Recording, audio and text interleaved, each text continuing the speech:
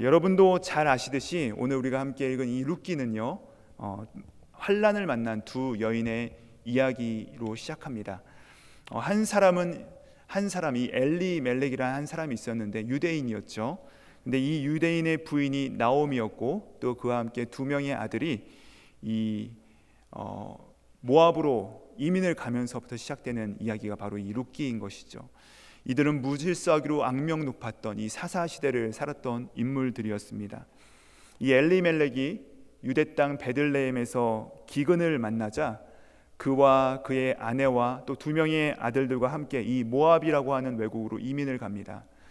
그런데 엘리멜렉은 그 땅에서 그 가업을 펼쳐보지도 못한 채 그가 일찍 죽죠. 그래서 나오미와 그의 두 아들만 남았는데 나오미는 그 두 아들을 그 땅 여인들과 결혼시키고 정착시키고자 했습니다. 그런데 성경을 보니까 약 10년쯤 지났을 때 그 아들들마저 다 죽어버린 것입니다. 자녀가 없이 다 무자한 상태에서 아들들이 다 죽게 된 것이죠.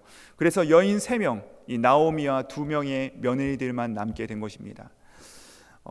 당시에 남편이 없음은 무엇을 의미합니까? 바로 생계가 끊어진 것을 의미합니다. 이들이 살아갈 방도가 없게 된 것이죠. 그래서 나오미는 그래도 내가 죽어도 고향 땅에 가서 죽어야 되겠다라는 심정이 들었는지 이 고향, 이 베들레헴으로 내가 돌아가겠다라고 그가 결단을 하고 돌아가기로 결정을 한 것이죠. 그런데 흔히 하는 말로 그에게 뭐가 달려 있습니까? 혹이 달려 있는 것입니다. 2명의 며느리가 있는 것이죠. 그것도 이방인 모압 여인 둘인 것입니다. 그래서 1장에 보시니까 이 나오미가 며느리들에게 말하죠. 너희 어머니의 집으로 돌아가라. 그러니까 오르반은 돌아갔는데 이 룻이라고 하는 이 여인은 어떻게 합니까? 내가 어머니를 따라가겠습니다 라고 하고서 그래서 베들레헴으로 함께 돌아가게 되었어요. 베들레헴으로 돌아가서 그곳에서 은혜를 입어 살기를 바랬지만 쉽지 않았죠. 그래서 마침 볼이 추수할 때가 되어서 나오미는 이 유대 풍습에 따라서 그곳에 나아가서 이삭죽기를 하러 갔는데 거기서 생계를 연명하면 되겠다라는 생각으로 이 룻을 보리밭으로 보내게 되죠. 근데 마침 그 밭의 주인이 누구였죠? 바로 보아스였습니다. 나오미에게 있어서 그 보아스는 어떤 사람입니까? 자신의 남편 이 엘리멜렉의 가장 가까운 친척들 중 한 사람이었고 레위기에 따르면요, 그 법에 따르면 만약 그 친척이 멸문제하를 당했을 때, 그 친척이 모두가 다 망하게 되었을 때 그의 가까운 친척이 그의 어려움을 당한 친척 집안을 책임지고 그것을 잇는 이 계대법이라는 것이 있었습니다. 그래서 그에게 가서 그가 바로 그의 후보자였는데 나오미가 그래서 룻에게 말하죠. 보아스에게 가서 청혼을 하렴. 이렇게 모험적인 제안을 룻에게 한 것입니다.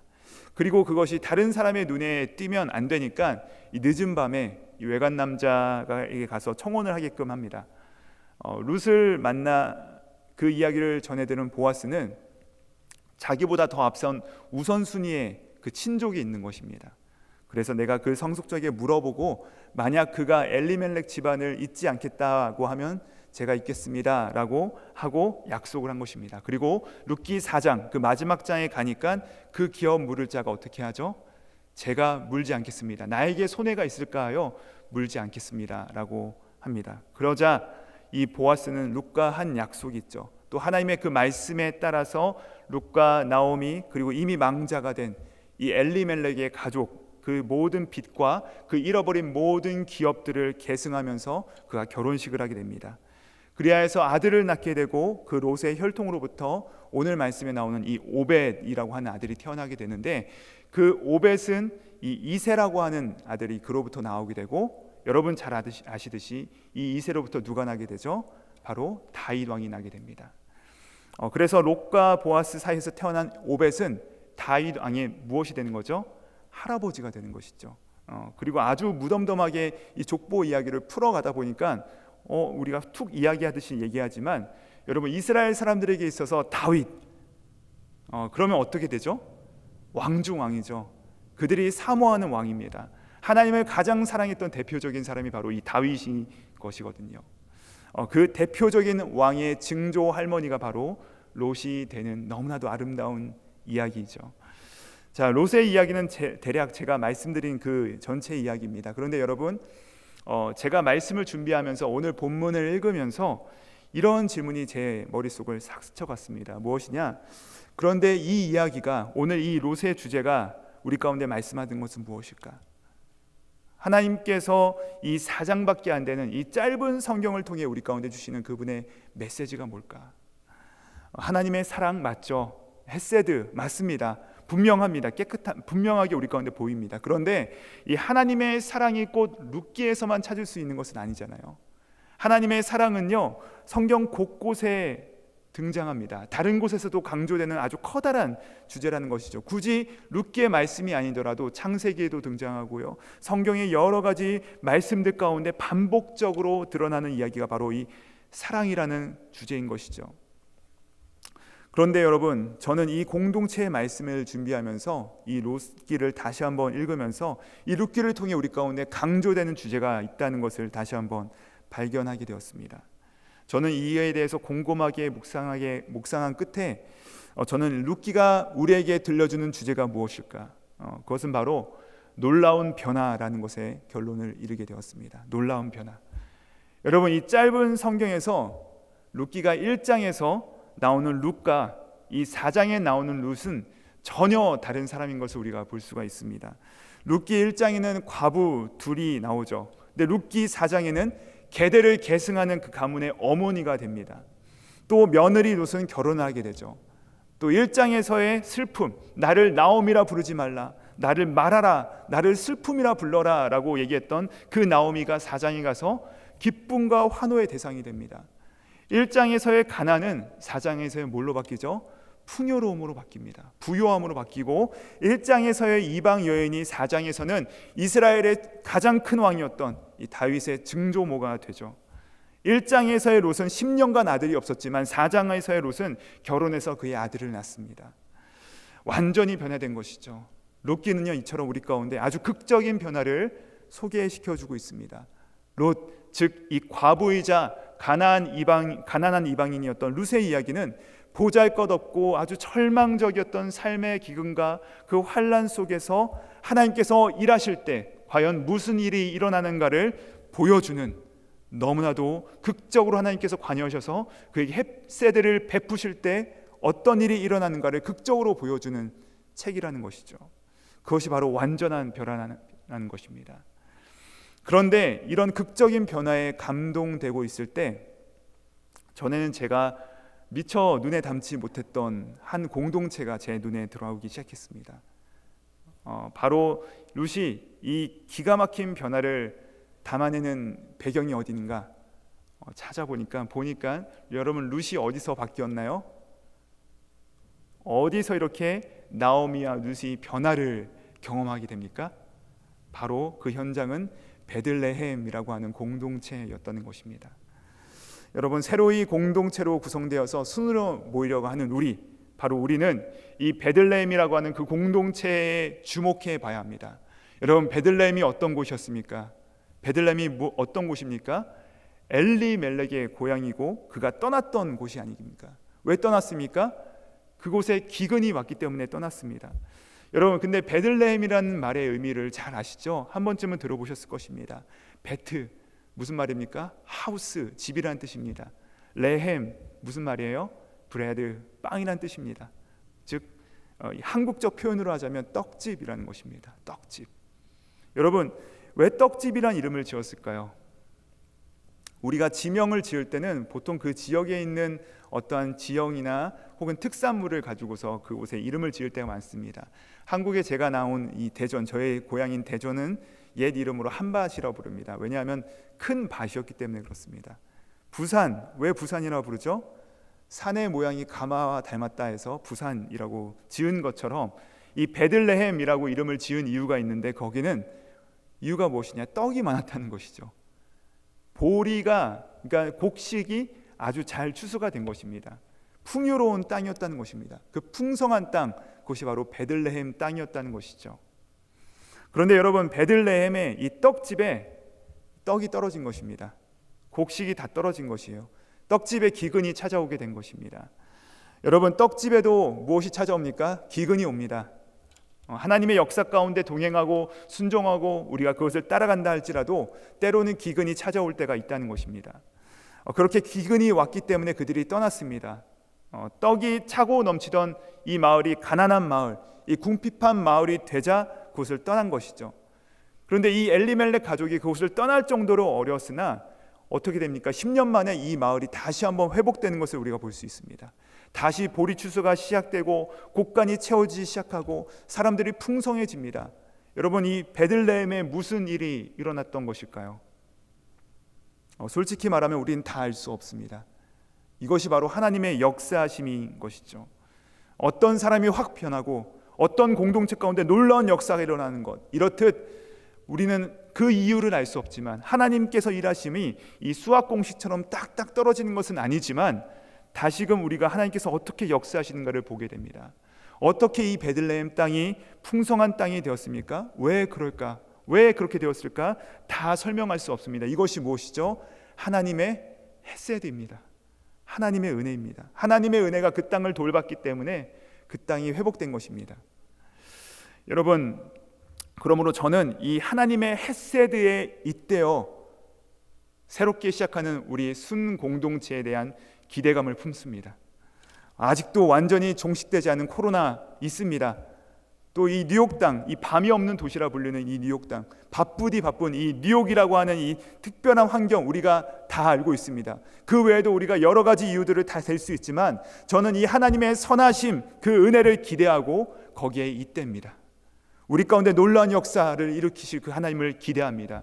여러분, 우리 다 같이 그 하나님을 바라보시기 바랍니다. 하나님께서 우리 가운데 다시 한번 이 놀라운 역사를, 베들레헴을 다시 풍성하게 바꿔 나가셨던 이 하나님의 공동체적 역사를 우리 가운데 임하게 되실 줄 믿습니다.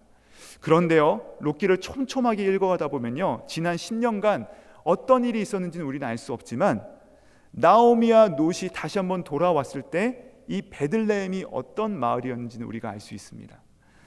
다시 말해 지난 10년간은 이 베들레헴이 어떤 상황이었는지 우리가 헤아릴 수 없어요. 하지만 룻기가 시작되는, 룻기가 다시 돌아오는 이 베들레헴이라고 하는 그 마을의 특징을 우리가 볼 수가 있습니다. 우리가 볼 수 있는 풍성한 공동체, 이 1장과 4장의 극적인 변화, 과부가 결혼하고 가난이 풍요롭게 되고 부림의 여인이 아이를 낳고 이방인이 이 다윗의 증조모가 되는 이 극적인 변화를 잉태한 베들레헴이라고 하는 이 마을의 특징을 여러분께 소개하고 싶은데 그것은 바로 오늘 말씀의 주제처럼 바로 껴안는 공동체라는 것입니다. 여러분, 비록 실패하고 좌절하고 낭망하고 낙심해있고 당장은 나에게 도움이 되지 않을 뿐더러 심지어는 나에게 짐이 되는 사람이라 할지라도, 그런 지체가 우리 가운데 보인다 할지라도 그를 꽉 껴안아주고 잘 안아주고 아주 넉넉한 공동체가 바로 이 베들레헴 공동체였다는 것이죠. 마치 무엇이 생각납니까? 우리 교회의 핵심 가치 중 하나인 잘 안아주는 교회, 너무나도 따뜻한 공동체가 바로 이 베들레헴 공동체였습니다. 그리고 이들이 잘 꽉 안아주는, 이 껴안아주는 공동체로서의 세 가지 모습을 보여주는데 하나씩 함께 살펴보시도록 하시겠습니다. 첫 번째, 껴안는 공동체로서 이 마을이 어떤 모습을 보여주느냐, 바로 이 나오미와 룻을 그대로 품에 얼싸 안되 어떻게 하느냐, 안고서 절대로 험담하지 않습니다. 절대로 나쁜 말을 하지 않습니다. 여러분, 상황을 보시면요, 얼마든지 험담을 할 수 있고 얼마든지 나쁜 말이 오갈 수 있는 상황입니다. 그런데 룻기를 여러분 한번 보십시오. 한번 찬찬히 살펴보시면 샅샅이 눈을 뒤지듯이 보시면요, 룻과 나오미에 대해서 한마디도 험담이 나오지 않습니다. 나오미와 룻은 어떤 상황이었습니까? 여러분 잘 아시듯이 나오미는요 10년 전에 고향을 등진 사람입니다. 고향을 떠났던 사람이에요. 그리고 파산한 후에 돌아온 사람입니다. 또 남편과 아들이 죽어서 완전히 과부가 되었어요. 근데 그가 혼자만 돌아오면 모르겠는데 그와 동행한 한 사람을 보니까 외국인 여인입니다. 근데 그 외국인이 여러분 어떤 사람이죠? 어떤 나라 사람이었죠? 특별히 모압 땅이라고 하는, 여러분 모압 사람은 레위기에 보시면요 율법이 있는데 하나님께서 말씀하세요. 너희 중에 이 이집트 사람과 에돔 사람, 그들이 만약에 하나님을 경외하기를 원한다면 그로부터 3대가 지나면 여호와의 총회에 들어올 수 있다. 하나님의 백성이 될 수 있다. 다시 말해 이집트 사람과 이 에돔 사람은, 이 에서의 후예들은 3대가 지나면 다시 하나님의 백성으로 편입될 수 있는데 모압과 암몬은 3대가 지나도 안 된다는 것입니다. 근데 여러분, 이 룻이 어느 나라 사람이라고요? 모압 사람인 것입니다. 파산하고 남편과 아들들 모두 잃고 왔는데 한 명의 동반자가 있어요. 근데 그가 누구냐? 하필이면 모압 출신의 이방 여인이 온 것입니다. 여러분, 남편은 언제 어떻게 죽었는지 사람들이 궁금해할 법합니다. 혹여나 이들에게 닥친 불행이 저 하나님의 율법을 어기고 모압 여인과 결혼해서 그런 것은 아닌가? 하나님의 백성의 땅을 떠나서 모압 땅으로 간 것 때문 아닌가? 처음에는 관심일 수 있겠지만 시간이 지나면서 험담과 수근수근거림으로 얼마든지 바뀔 수 있는, 보통 말이 덧붙여지다 보면 부정적인 말과 험담으로 이어지고 하는 것이 바로 우리네들의 모습이라는 것이죠. 그런데 여러분, 놀라운 것은요, 룻기에는, 다시 한번 말씀드립니다, 룻기에는요 나오미와 룻에 대해서 험담과 부정적인 말이 단 한마디도 등장하지 않습니다. 무관심했다는 말이 아닙니다. 무관심은 어쩌면 험담보다 더 나쁜 것이죠. 근데 무관심이 아니라 오히려 이 베들레헴 가운데는 이런 말이 오갔어요. 제가 룻기 2장 5절 말씀 한번 읽어드리도록 하겠습니다. 보아스가 베는 자들을 거느린 사안에게 이르되 이는 누구의 소녀냐 하니. 이 보아스는요, 그 여인, 그 룻이 자기 밭에 와가지고 이삭을 주니까 관심을 갖기 시작합니다. 무관심하지 않습니다. 근데 저 소녀가 누구냐? 그러자 그 밭을 관장하는 사환, 그가 이렇게 얘기합니다. 6절 말씀입니다. 베는 자를 거느린 사환이 대답하여 이르되 이는 나오미와 함께 모압 지방에서 돌아온 모압 소녀인데. 여러분, 여기서 주목해야 될 말씀이 바로 저 돌아온이라는 것입니다. 돌아온. 여러분, 룻이 어떤 사람입니까? 룻도 돌아온 사람입니까? 아니죠. 룻은 이방인입니다. 그런데 시어머니와 함께 자신들의 공동체로 들어온 이 여인을 뭐라고 부르고 있어요? 돌아온 사람이라고 얘기하고 있습니다. 다시 돌아온 사람, 우리 품으로 돌아온 사람입니다 라고 말을 하고 있다는 것입니다. 그런데 7절 보니까 그의 말이 더 인상적인데 뭐라고 합니까? 그의 말이 나로 베는 자를 따라 단 사이에서 이삭을 죽게 하소서 하였고 아침부터 와서는 잠시 집에서 쉰 외에는 지금까지 계속하는 중입니다. 여러분, 이 사환이 롯에 대해서 험담을 합니까? 아니요, 오히려 이 칭찬이 되는 말을 계속해서 하는 것을 우리가 볼 수 있습니다. 이 여인이 얼마나 부지런한지 아침부터 나와서 집에서 잠깐 쉬고 지금까지 계속해서 일을 합니다 라고 계속해서 칭찬하는 것입니다. 그랬더니 11절에서 보아스가 이렇게 얘기합니다. 보아스가 그에게 대답하여 이르되 내 남편이 죽은으로 내가 시어머니에게 행한 모든 것과 내 부모와 고국을 떠나 전에 알지 못했던 백성에게로 온 일이 내게 분명히 알려졌느니라. 여러분, 뭐라고 해요? 룻이 모압 땅에서 나오미에게 행했던 효도, 또 그 시어머니를 따라서 이 땅으로 온 이 좋은 미담이 나에게까지 다 들려졌다라고 한다는 것이에요. 여러분, 이 베들레헴에는요, 이 나오미와 룻에 대해서 좋은 미담들이 흐르고 있었다는 것입니다. 험담이 아니라 좋은 말들이 오가고 있었다는 것이에요. 그런데 기가 막힌 구절이 하나 있습니다. 한 장을 넘겨서 이 3장 11절에 보시면요, 롯이 떨리는 마음으로 한밤중에 보아스에게 와서 청혼을 할 때, 여러분 생각해 보십시오. 젊은 여자가 유력한 사람에게 밤에 몰래 찾아와서 이불 밑에 앉아서 저와 결혼해 주세요 라고 말한다는 것은 자칫하면 음란한 여인으로 낙인 찍힐 수 있는 모습 아닙니까? 그런데 3장 11절에서 보아스가 두려워 떨고 있는 롯에게 이렇게 얘기합니다. 우리 함께 한번 읽어보실까요? 함께 읽겠습니다. 시작. 그리고 이제 내 딸아 두려워하지 말라. 내가 내 말대로 내게 다 행하리라. 내가 현숙한 여자인 줄을 나의 성읍 백성이 다 아느니라. 너가 현숙한 여인인지 나와 우리 공동체가 다 알고 있다. 험담하지 않습니다. 나쁜 말을 하지 않습니다. 무관심한 것도 아닙니다. 모압에서 돌아온 이 가난한 과부 둘을 이 베들레헴이라고 하는 사람들은요, 있는 그대로 보고 있는 것입니다. 그리고 험담이나 과장이 아닌 좋은 말들을 유통시키고 있는 것이에요. 여러분, 어떻게 우리 가운데 완벽한 사람이 있을 수 있겠습니까? 어떻게 여러분 룻도 완벽할 수 있겠어요? 룻이 특별하고 흠이 없던 사람이었을까요? 나오미와 이 고부 갈등이 전혀 없었을까요? 그거 만약에 아무 문제가 없었다면 그것은 소설이겠죠. 근데 아무리 선한 마음이 있어도 한 집에 또 한 공동체에 모여 있다 보면은 그릇 깨지는 소리도 들리고 좋은 일도 있고 나쁜 일도 있기 마련일 것입니다. 그런데 베들레헴 마을은요, 이 그릇 떨어지는 소리를 들으면서 야, 저 집 싸우고 있어, 정말로 엉망진창이네, 안 좋은 소리를 유통시키지 않고 그들이 본 것, 그들이 아는 것, 그들이 선하게 행동하는 것, 그 모습을 그 마을 가운데 유통시키고 있었다는 것입니다. 험담을 하지 않습니다. 여러분, 베들레헴에는 이렇게 아름다운 이야기가 흐르는 공동체였고 그의 품에 들어온 이들을 꼭 껴안은 이 룻의 선행과 현숙함을 어떻게 합니까? 격려하는 공동체였습니다. 히브리서 10장 24절에 보면 마지막 날이 가까울수록 어떻게 하라고 우리 주님께서 말씀하시는가 하면 이렇게 말씀하십니다. 서로 돌아보아 사랑과 선행을 격려하라. 여러분, 사랑과 선행을 베푸는 것은 물론이고 내 품에 들어온 이들에게 이 사랑과 선행을 격려하라는 것입니다. 잘하고 있습니다. 그렇게 하시면 됩니다. 격려하라는 것입니다. 어떤 공동체가 변화를 꽉 품어서 그 안으로 들어올 수 있는 공동체입니까? 바로 사랑을 누군가 있을 때 그 사랑을 격려하는 것이에요. 누가 선행을 하면요, 아우 김 집사님, 형제님, 자매님 진심으로 감사합니다. 너무나도 멋지세요. 너무나도 아름다우세요. 어떤 순이 모여서 너무나도 아름답게 순모임을 하고 있습니다. 야, 그러면 저 수는 모일 때마다 사랑이 넘쳐.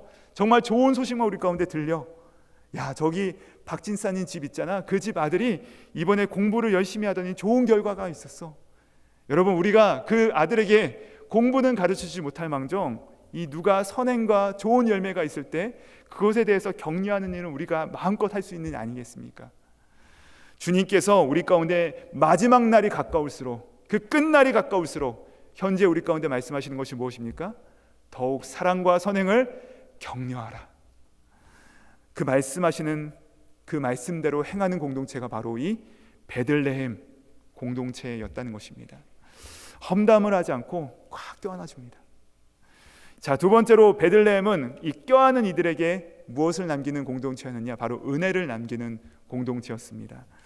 이 가난한 과부 둘이 왔습니다. 그 공동체 안으로 들어왔을 때, 그 품으로 들어왔을 때 특별히 이 젊은 과부 룻이 살 방법이 없으니까 유대인의 정통대로 어떻게 합니까? 그 법도에 따라서 이삭 죽기를 하기로 결정을 하고 나아가서 보니까 이 보아스는 이 이삭 주는 여인을 위해서 어떻게 하죠? 곡식을 조금씩 떼어서 땅에 떨어뜨려 주는 것을 우리가 볼 수가 있습니다. 룻기 2장 15절부터 16절 말씀인데요, 제가 한번 읽어드리겠습니다. 룻이 이삭을 주우러 일어날 때에 보아스가 자기 소년들에게 명령하여 이르되 그에게 곡식단 사이에서 죽게 하지 말고 책만하지 말며 또 그를 위하여 곡식 다발에서 조금씩 뽑아버려서 그에게 죽게 하고 꾸짖지 말라 하니라. 여러분, 보아스가 참 귀해 보입니다. 그렇죠? 너무나도 아름다운 모습입니다. 보아스는 이 가난한 과부들이 빈손으로 그날의 양식도 구하지 못할까 봐 그의 보리밭에서 그 곁에서 죽게 하지 않고 곡단 사이에서 죽게 합니다. 그리고 그 일꾼들에게 일부러 얘기해요. 그 나날을 일부러 떨어뜨려라 라고 얘기한다는 것입니다. 그런데요, 저는 이 보아스와 더불어 그 공동체의 사람들의 모습이 더 귀히 보였습니다. 물론 이 보아스가 이 넉넉한 부자라고 해서 곡식을 떨어뜨리는 것이 결코 쉬운 결정은 아니었을 것입니다. 그에게도 분명히 부담이 됐을 것이에요. 다 선행을 베푸는 것은 아니죠. 참 보아스의 이 선행이 귀한데 그 말을 듣고 행한 일꾼들의 이 아름다운 모습이 저희 눈에 들어왔다는 것입니다. 왜냐하면요, 그들이 이 주인의 말씀을 듣고 보아스의 말을 듣고 나서 그대로 행합니다. 그런데 제가 왜 이들이 귀하다고 말씀을 드리냐면요, 17절 보시면 이렇게 말씀하십니다. 룻이 밭에서 저녁까지 줍고 그 주운 것을 떠니 보리가 얼마쯤 되었더라? 한 에바쯤 되었더라. 여러분, 여인이 아침부터 저녁까지 이삭을 열심히 줍는데 그 양이 한 에바 하니까 이게 감이 잘 안 오시죠? 이거를 오늘날 리터로 계산을 하면 22리터입니다. 22리터. 아직 감을 잡기 어려우시죠?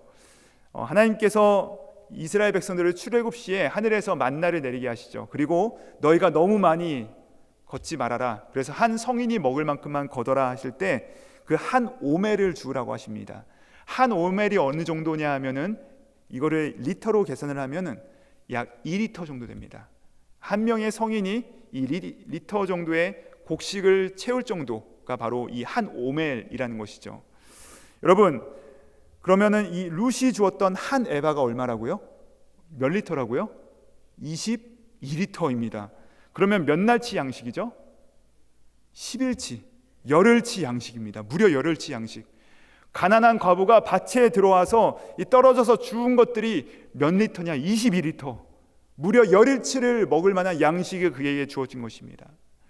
여러분, 여기서 이 일꾼들의 그 귀함이 드러나는 것이에요. 만약에 내가 하루 죽고 또 죽기 싫으면 내가 안 나가고, 내가 한 번 나가서 열흘치 구할 수 있다면 누가 과연 나가서 일하겠습니까? 그냥 다 이삭 죽죠. 그런데 누가 그 주인의 뜻에 따라서 고용당하고 싶겠습니까? 그렇죠? 내가 떨어진 것만 죽으면 되죠. 그런데 저는 여기서 이 베들레헴 공동체의 수준을 볼 수가 있습니다. 주인이 떨어뜨려 놓으라니까 떨어뜨려 놓습니다. 그런데요, 그 여인이 줍는 양을 보면, 이 여인이 가져가는 그것을 보면 하루 종일 땀을 흘려서 일한 일꾼들보다 무려 10배나 더 많이 가져갔다는 것입니다. 상식적으로 우리가 일하고 싶겠습니까? 그들에게 이들이 일하더라도 참 마음속에 불평이 들만도 한데 이들은 하나도 불평하지 않습니다.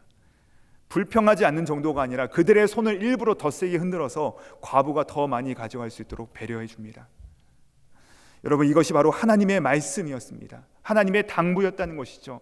그들은 자기들이 일하는 현장에 과부가 와서 죽을 때 그 과부가 좀 더 가져가는 것을, 좀 더 챙겨가는 것을 시샘하거나 험담하거나 책망하지 않았다는 것이죠. 이것이 바로 여러분 베들레헴의 소그룹이었다는 것입니다. 이 떨어뜨려 놓음, 저는 이것이 너무나도 귀해 보였다는 것이죠.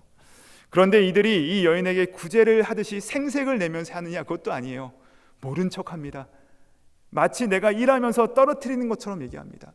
이거 내게 너에게 주는 거다, 이렇게 생색 내면서 하는 것이 아니었다는 모습에 저는 더 큰 울림을 받았습니다. 여러분, 하나님께서 그 땅의 가장 연약한 자들, 이 나그네와 과부와 고부들, 이 고아들, 이들이 먹고 살 수 있을 만큼 이 은혜를 베풀라고 하시는데, 우리 하나님의 법칙은요, 이 은혜를 그 모두가 다 보는 그 앞에서 자, 너 나와, 자, 이거 받아, 자, 먹을만 하지, 이렇게 적선하듯이 주는 방식이 결코 아니라는 것입니다. 베들레헴은 그것을 어떤 방식을 택하나요?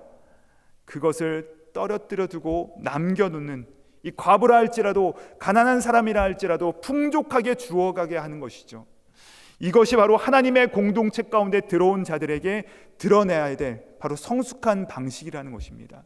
우리 가운데 연약하고 소외받고 부족한 자들에게 우리가 보여줘야 될 모습이라는 것이죠. 여러분, 진정한 공동체는요, 입 벌려봐, 내가 지금 넣어줄게 하고 넣어주는 것이 아니라 그 사람의 몫을 어떻게 하는 것이에요? 남겨주는 것이에요.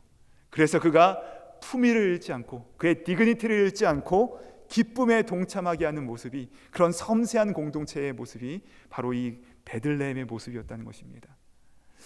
마지막으로 이 세 번째로 이들이 어떻게 이들을 껴안아주는 공동체였느냐? 바로 꼭 껴안아주되 어쩔 수 없이 껴안는 공동체가 아니라 함께 기뻐하고 함께 축복하며 꽉 껴안아주는 공동체였습니다. 여러분, 이 내용이 4장에 등장합니다. 이 룻과 나오미가 극적인 기적이 일어납니다. 그 마을 사람들이 그러니까 어떤 반응을 보이죠? 우리 함께 4장 가보실까요?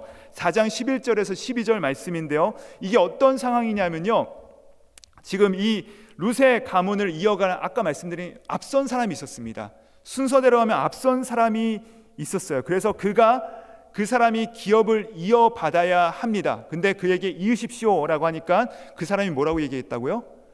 아, 저의 기업에 혹시라도 손해가 있을까 봐 저는 부담이 됩니다, 싫습니다 라고 하죠.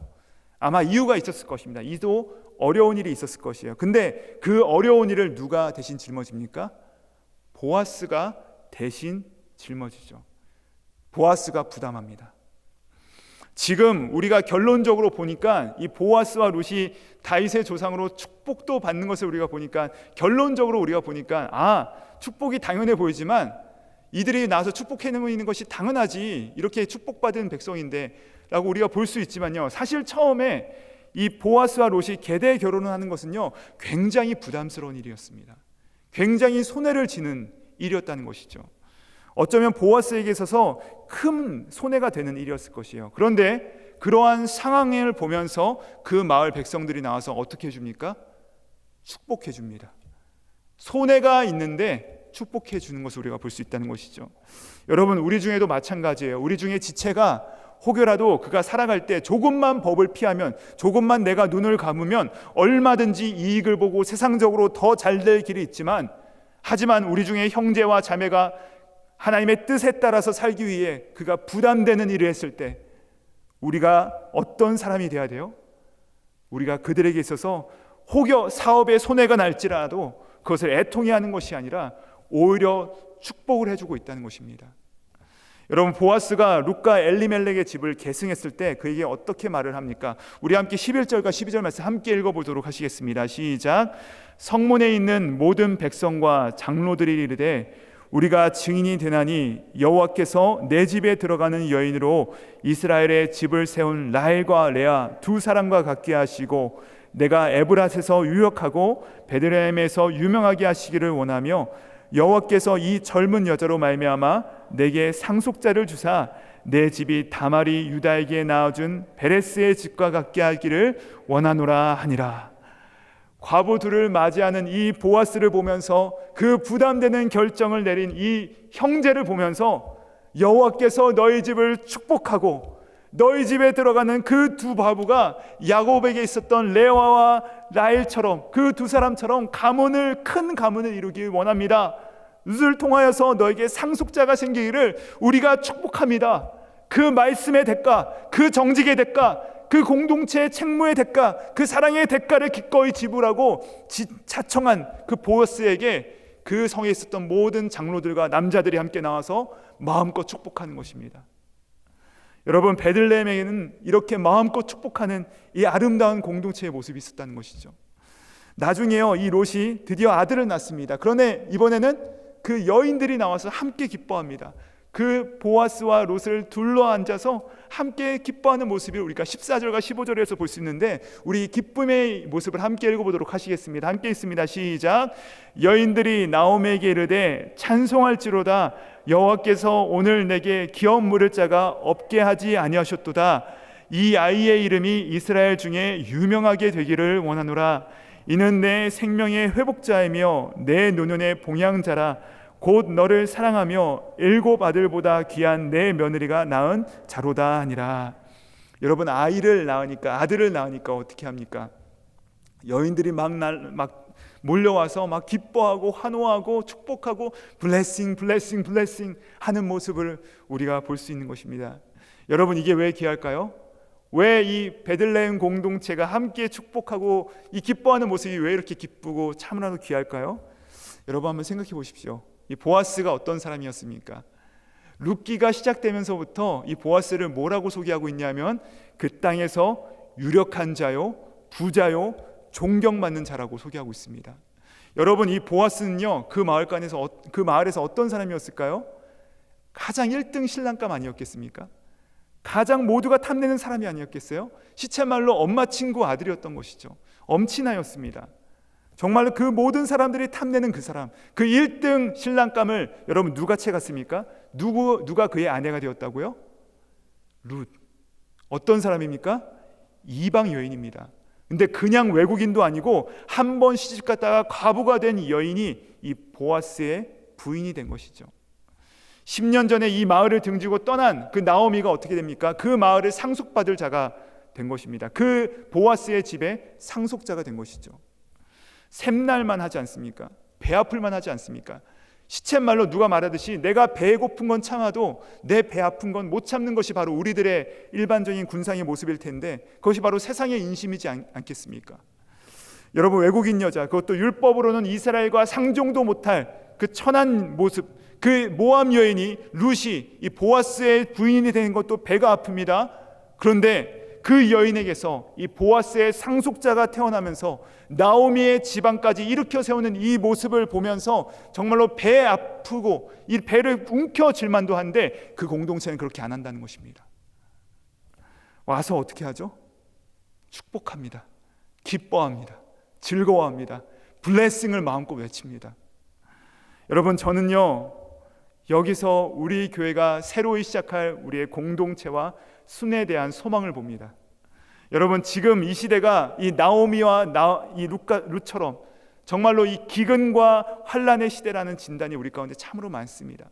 많은 사람들이 괴로워하죠. 그렇다면 우리 안에는요, 우리 안에도 마찬가지로 룻과 같이 정말로 과부도 많을 것이고, 이 나오미와 같이 영적 환난을 만난 사람들도 많을 것이고, 이 엘리멜렉과 같이 정말로 생명이 끊긴 것 같은 어려움 가운데 처해 있는 우리의 사랑하는 형제 자매들도 우리 가운데 있을 것이고요.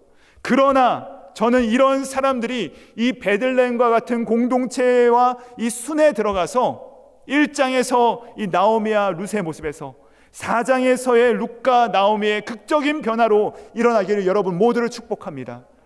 여러분, 우리의 순이 이 베들레헴과 같은 환난과 어려움과 그 공고에 처한 자들을 껴안고 부둥켜 안고 꼭 껴안고 험담이 아니라 그들에게 축복을 나누고, 인색함이 아니라 은혜를 남기고, 시기와 질투가 아니라 축복하고 함께 기뻐하고 함께 뛰도는 그런 모습이, 그런 모습이 우리의 순회 모임을 통해서 우리 가운데 일어날 것이라는 것입니다. 여러분, 우리의 수호 그룹이 바로 이 베들레헴 마을의 모습이 정말 아름답게 나타날 것이에요. 여러분, 이를 위해서 우리가 해야 될 것이 무엇입니까? 그래서 정말 우리 가운데 억울하고 답답하고 힘들고 좌절하고 가난하고 실패한 영혼들이 이곳에 들어올 때 우리가 어떤 모습을 보여야 되겠습니까? 여러분, 우리 가운데 개개인적으로 정말 룻처럼 이 극단적인 변화를 경험하기 원하고 우리가 받을 수도 있지만, 이 베들레헴 마을처럼 이 시대 가운데 정말로 강도 만난 자, 이 시대 가운데서 환난 만난 자, 희망과 소망을 잃어버린 자, 잘 안아주는 공동체, 잘 먹여주는 공동체, 잘 준비시켜줘서 잘 보내주는 그런 공동체, 그런 순회에 들어가서 이 극적인 생명의 변화, 그런 놀라운 공동체를 우리가 함께 세워가야 되지 않겠습니까? 여러분, 그런 극적인 변화, 그런 하나님의 메시지에 반응하여서 2022년 3월부터 우리 교회도 이 베들레헴처럼 순 모임을 시작하게 됩니다. 여러분, 사람의 계산으로 나오지 않아요. 그런데 하나님께서 베들레헴 공동체 가운데 놀라운 은혜를 베푸시고, 그 공동체를 통하여서 정말로 연약한 자들을 변화시키시고, 정말 그를 통하여서 이스라엘 모두에게 축복을 내리셨던 것처럼, 저는 이렇게 우리도 결단하며 소원하며, 주님, 우리도 베들레헴 공동체처럼 정말 껴안는 공동체가 되기 바랍니다. 우리도 껴안아서 그들을 축복하면서 그들을 준비시켜서 하나님의 놀라운 은혜를 함께 나누기 원합니다라고 함께 결단하시며, 함께 하시는 모든 분들에게 그분들로 말미암아 이 극적인 생명의 변화가 일어나는 은혜가 충만하시기를 우리 구주 예수 그리스도의 이름으로 축복합니다. 기도하시겠습니다. 아버지 하나님, 베들레헴처럼 되라고 우리에게 말씀해 주셨으니 아멘하고 이 말씀을 받습니다. 영적인 과부와 같은 자들, 죽음과 같은 고통과 그 피폐한 마음을 가지고 주님 앞에 달려온 자들을 꼭 껴안아주는 공동체와 순이 되게 하시고, 그렇지 않아도 무너진 자들에게 험담하지 않게 하시고, 은혜를 남겨서 함께 열매 맺는 공동체 되게 하여 주시옵소서. 좋은 일이 있으면 함께 축복하고 함께 기뻐하는 우리의 공동체가 되게 하여 주시옵소서. 예수님의 이름으로 기도합니다. 아멘.